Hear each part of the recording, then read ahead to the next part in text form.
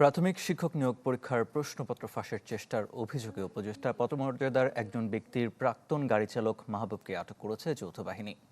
বৃহস্পতিবার বিকেলে ঢাকার পাবলিক সার্ভিস কমিশন পিএসসি ভবনের সামনে থেকে তাকে আটক করা হয়। তারই দেওয়া তথ্যে প্রশ্নপত্র চক্রের মূল হোতা বেল্লাল হোসেনকেও টাঙ্গাইল থেকে আটক করে র্যাব। প্রাথমিক শিক্ষক নিয়োগ পরীক্ষা ঘিরে প্রশ্নপত্র ফাঁসের প্রলোভন দেখিয়ে চাকরি প্রার্থীদের কাছ থেকে মোটা অঙ্কের টাকা হাতে নেওয়ার চেষ্টা করছিল এ চক্র। আটক মাহবুবকে শেরেবাংলা নগর থানায় হস্তান্তর করে শেরেবাংলা সেনা ক্যাম্প।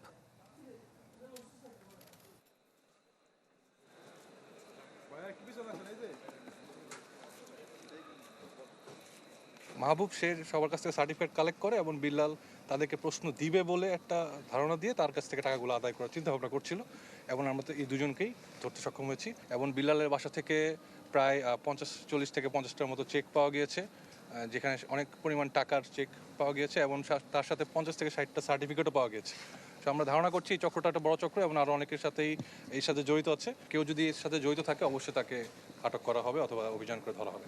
ডিজাইন, এলিগেন্স, বিউটি, সেরা পণ্য সবার জন্য। জেভিকো।